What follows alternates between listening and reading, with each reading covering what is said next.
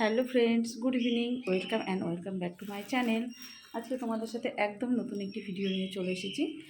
আমার হাতে একটি জিনিস তোমরা দেখতে পাচ্ছ, আসলে এটি একটি গাছের সার। তো আমার ছাদ বাগানে কোন গাছের সারটি কীভাবে প্রয়োগ করছি সেটাই তোমাদের সাথে আজকে আমি শেয়ার করব। তোমরা সবাই সাথে থাকো আর দেখতে থাকো। সারগুলোকে আমি কাগজের মধ্যে ঢেলে নিয়েছি। এবার এর একটি পুটুলি বানিয়ে আমি যে ছাদ বাগানে আমার জলপদ্ম গাছটি লাগিয়েছি তার মধ্যে এই সারটি আমি প্রয়োগ করব, কারণ গাছটি আমার রোগাক্রান্ত হয়ে গিয়েছে। দেখো পাতাগুলো হলুদ হয়ে যাচ্ছে, গাছের পাতাগুলো খুব একটা বড় হয়নি। তো আমাকে এখন এই মুহূর্তে সারটি দিতেই হবে, নাহলে ফুল আসতে অনেক দেরি করবে। আর আমার অংশনা প্রতিদিন রুটিন করে এই গাছে জল দেয়। দেখো অংশনা জল দিচ্ছে।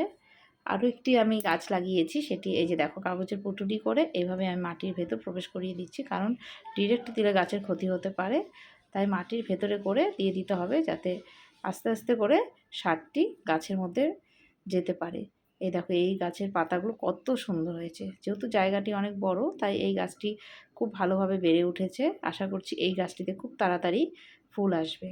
তার ভিডিও আমি তোমাদের সাথে অবশ্যই শেয়ার করবো। সবাই ভালো থেকো, সুস্থ থেকো, বাই।